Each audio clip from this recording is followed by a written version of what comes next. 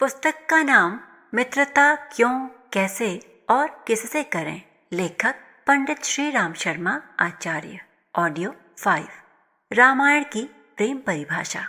खगपति गरुड़ ने प्रश्न किया, हे काकभुशुंडी, आप मुझे धर्म का वह सरल स्वरूप समझाएं जिसका आवाहन कर मैं भी जीवन मुक्ति प्राप्त कर सकूं। काकभुशुंडी ने अपनी कथा प्रारंभ की, अपना सारा जीवन वृत्तांत सुनाया। उत्तर कांड के ये प्रसंग आध्यात्म ज्ञान के बीच हैं। उन्हीं में से एक प्रसंग प्रेम मार्गी भक्ति है। प्रेम को ही जीवन की संपूर्ण साधनाओं का आधार मानते हुए उन्होंने कहा, जाने बिनु न होय परतीति, बिनु परतीति होय नहीं प्रीति, प्रीति बिना नहीं भगति दिढ़ाई, जिमि खगपति जल कई चिकनाई। परमात्मा की महत्ता पर जब तक विचार नहीं किया जाता तब तक ब्रह्म है ऐसा विश्वास भी नहीं होता। विश्वास के बिना प्रेम नहीं होता। जब तक प्रेम नहीं तब तक भक्ति में दृढ़ता नहीं आती। ऐसी भक्ति ऐसी ही है जैसे जल के ऊपर तेल फिरता तो है पर मिल नहीं पाता। इस संपूर्ण संदर्भ में भक्ति के लिए, ईश्वर प्राप्ति के लिए प्रेम की आवश्यकता पर प्रकाश डाला गया है। मनुष्य की स्थिति ऐसी है कि उसे जहाँ आनंद मिलता है वहीं उसकी संपूर्ण चेष्टाएं केंद्रित रहती हैं। इसी भाव से केंद्रीकरण का नाम प्रेम है।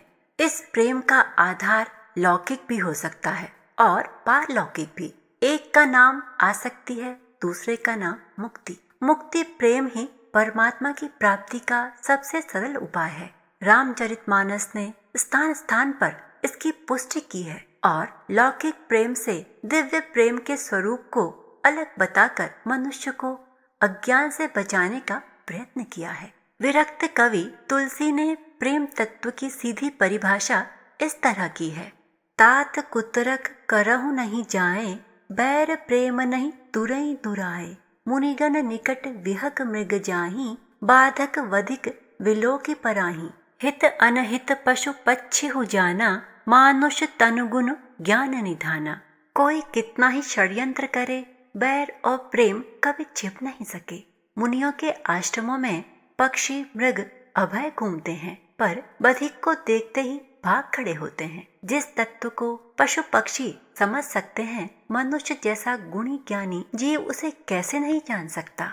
प्रेम मनुष्य की भावनाओं से, उसकी मुखाकृति, प्राण और प्रत्येक हाव भाव से दिखाई देता है। वह जीवात्माओं को इस तरह जोड़ देता है जैसे जल और दूध मिलकर एक तन हो जाते हैं। किंतु यदि किसी ने केवल प्रेमाडंबर किया, छल किया, कामना पूर्ति के लिए बहकाना चाहा, तो वे ऐसे ही अलग हो जाते हैं जैसे दूध में खटाई डाल लेने पर एक रूपता नष्ट हो जाती है और दोनों अलग अलग हो जाते हैं। रामायण में कहा है, पय जल सरिस बिकाई, देखहु प्रीति की रीति भली, विलग होई रसु जाई, कपट खटाई परत पुनी। जहाँ प्रेम के दोनों रूपों का दिग्दर्शन है। पहला सांसारिक प्रेम जिसमें स्वार्थ और कामनाएं प्रधान रहती हैं। इसे तुलसीदास जी ने छल बताया है और उसकी निंदा की है। भगवान राम ने अपने पिता को मार्मिक शब्दों में इस गलती का बोध कराया है। श्री दशरथ जी जब राम के वन गमन के समाचार से अति शोकातुर हो रहे थे तो उन्होंने समझाया, पितु असीम आयसु मोहि दीजे, हरस समय विस्मौ मत कीजे, तात किए प्रिय प्रेम प्रमादु, जसु जग जाई होय अपवादु। पिताजी, यह मेरे तप जीवात्मा के उत्थान का पुण्य अवसर है। ऐसे हर्ष के समय में दुख करने की कौन सी जरूरत है।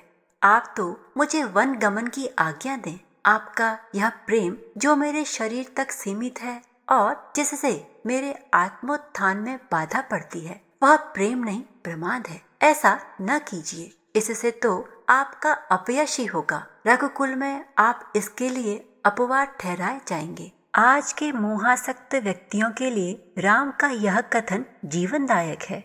धन, पद, वैभव और ऐश्वर्य के लिए माता पिता अपने पुत्रों को आध्यात्मिक जीवन से विमुख रखने का प्रयत्न करते हैं। इसे वे प्रेम मानते हैं। संतानें भी उन्हीं का अनुसरण करती हैं। यह दोनों ही राम की दृष्टि में प्रेम के अपयशी हैं। इसे ही सांसारिक प्रेम कहा गया है, इसे ही बंधन का कारण बताया गया है। फिर क्या प्रेमास्पद होना सिद्ध करने के लिए घर द्वार, धन वैभव, पुत्र, पिता, पत्नी आदि का परित्याग कर देना चाहिए या उनसे प्रेम न करना चाहिए? नहीं नहीं, ऐसा कैसे हो सकता है? प्रेम न रहेगा तो संसार कैसे चलेगा? मनुष्य जीवन में आनंद ही क्या रह जाएगा? तो फिर प्रेम का ग्राह्य स्वरूप कौन सा है? तुलसीदास जी ने अयोध्या कांड में बड़ा सुंदर रूपक प्रस्तुत कर इस आशंका को दूर किया है। लिखते हैं, घर घर साजहि बाहन नाना, हर्ष हृदय पर भात पयाना। भरत जाए घर कीन्ह विचारु, नगर बाज गज भवन भंडारू। संपत्ति सब रघुपति कई आही, जो बिनु जतन चलई तज ताही। तव परिणाम न मोरी भलाई, पाप से रोमनी साई दोहाई। करई स्वामी हित सेवक सोई, दूषण कोटि देई किन कोई। अस विचार शुचि सेवक बोले, जे सपनेहु निज धर्म न डोले। कहीं सब मरमु धर्म भल भाषा, जो जेहि लायक सो तहि राखा। सब लोगों ने सुना है कि प्रातःकाल सारी अयोध्या राम से मिलने जा रही है। सब तैयारियां हो चुकी, सभी प्रसन्न थे, पर भरत उस समय विचार मग्न हो गए। उन्होंने सोचा, यह सारा नगर, मकान, घोड़े, हाथी, संपत्ति, खजाना सब इन्हीं भगवान राम का ही तो है। फिर यदि इसे अरक्षित छोड़कर जाता हूँ तो भगवान मुझ पर प्रसन्न कहाँ होंगे? इससे तो उल्टा मुझे पाप ही लगेगा। ऐसा विचार कर उन्होंने धर्मशील सेवकों को बुलाया, उन्हें पहले कर्तव्य बोध कराया और उसके बाद जो जिस योग्य था उसे वह काम सौंप दिया। उपयुक्त कथन में भरत का निष्काम प्रेम स्पष्ट है। उन्हें घर, घोड़े, हाथी आदि किसी भी संपत्ति का मोह नहीं है, तो भी उसे अरक्षित रखना वे परमात्मा की अवज्ञा मानते हैं। उन्हें राम से प्रेम था, पर उसके साथ ही वे अपना कर्तव्य भी नहीं भूले, अर्थात उस धन संपत्ति को न तो यों ही छोड़ा और न उसे अयोग्य व्यक्तियों को सौंपा। परमात्मा की संपत्ति उन्हें दी जो धर्मनिष्ठ थे, जिन पर उन्हें विश्वास था कि वे इस ईश्वरीय संपत्ति का दुरुपयोग न करेंगे। राम के प्रति यही प्रेम सर्वांगपूर्ण कहा जा सकता है। राम के मोह के साथ राम के प्रति कर्तव्य का जो सुव्यवस्थित ढंग से पालन कर सकता हो, ऐसा भरत के से गुण वाला व्यक्ति ही उनका सच्चा भक्त हो सकता है। निष्काम प्रेम का एक और सुंदर उदाहरण अयोध्या कांड में ही प्रस्तुत है। संसार की ऐसी कौन सी माता होगी जिसे अपने पुत्र पर प्रेम न होगा? कौशल्या का अपने पुत्र राम के प्रति अगाध प्रेम था, पर इस प्रेम में उन्होंने स्वार्थ की झलक नहीं आने दी। उन्हें राम और भरत में कोई अंतर नहीं जान पड़ा। दरअसल सच्चा प्रेम तो यही है, अपने बच्चे की सच्ची स्नेही वही माता हो सकती है जिसे दूसरे बच्चे से भी समान प्रेम हो। यह संसार परमात्मा का बनाया हुआ है, अपने पराये सब उसी के पुत्र हैं। फिर एक से प्रेम और दूसरे से दुराव कैसे हो सकता है? जो अपनों से प्रेम करता है वह यदि मानव मात्र से प्रेम करे तो ही उसका प्रेम सच्चा है। ईश्वरीय प्रेम और प्रेममयी भक्ति से जीवन मुक्ति का यही स्वरूप है। यह कथानक राम का माता कौशल्या से वन जाने को आज्ञा मांगने से प्रारंभ होता है और कौशल्या के सुंदर उत्तर से समाप्त होता है। धर्म धुरीन धर्म गति जानो, कहेहु मातु सन अति मृदुबानी। ता दीन मोहि कानन राजू, जह सब भांति मोर बड़ काजू। आयसु देहि मुदित मन माता, जेहि मुद मंगल कानन जाता। जनि सुनेहु बस डरपति भोरे, आनंदो अम्बु अनुग्रह तोरे। धर्म स्नेह उभयं मति घेरी, भय गति सांप छचुंदर कैरी।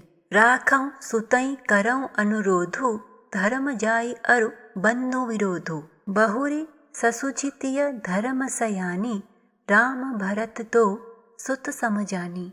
सरल सुभाव राम महतारी, बोली वचन धीर धरि भारी। तात जाऊं बलि कीन्हु कीना, पितु आयसु सब धर्म कुकीटा। इस कथन से यह भी स्पष्ट है कि सच्चा प्रेम सरल होता है। वह सबके कल्याण की कामना करता है। धर्म करते हुए अपने पराये की भेद वृत्ति जिसमें न हो वही सच्चा प्रेमी है। इस प्रकार की निष्काम सेवा निसंदेह लौकिक दृष्टि से काफी कष्टदायी होती है, पर उससे अपने प्रियतम परमात्मा के प्रति आत्मदान का जो सुख मिलता है वह उस कष्ट की अपेक्षा अधिक सुखकर होता है। लौकिक प्रेम में ही आत्मत्याग की इतनी भावना होती है कि उसकी रक्षा के लिए अपने प्राण त्याग तक के लिए तैयार रहते हैं। इसमें प्रेमी को आंतरिक सुख मिलता है। फिर परमात्मा के प्रति यदि अनन्य भाव से आत्मदान किया जाए और उस पथ का अनुसरण करते हुए आपदाएं आए तो उनसे संतोष क्यों न होगा। तुलसीदास जी कहते हैं, जलदु जन्म भरी सुरति बिसारऊ, जाचत जल पवि पाहन डारऊ, चातकु रटनी घटई घटी जाई, बड़े प्रेम सब भांति भलाई, कन कहीं बान चढ़ई जिमि दाहे, तिम प्रियतम पद प्रेम निबाहे। चातक जन्म भर स्वाति नक्षत्र की आशा में प्यासा बना रहता है। स्वाति नक्षत्र में 2 बूंद जल की आकांक्षा से वह ऊपर की ओर चोंच फैलाता है, पर बादल ऊपर से ओले बरसाते हैं। चातक को कष्ट होता है, पर वह अपने नियम से विमुख नहीं होता। सोना जिस प्रकार अग्नि में चढ़ाकर खरा होता है, उसी प्रकार अपने प्रियतम के लिए कर्तव्य पालन की उच्चतम कसौटी में खरा उतरकर सच्चा प्रेमी कहलाने का सौभाग्य मिलता है। प्रेमादर्श युक्त मैत्री पूर्ण सद्विचार प्राणी मात्र के व्यक्तित्व निर्माणक सूत्र हैं।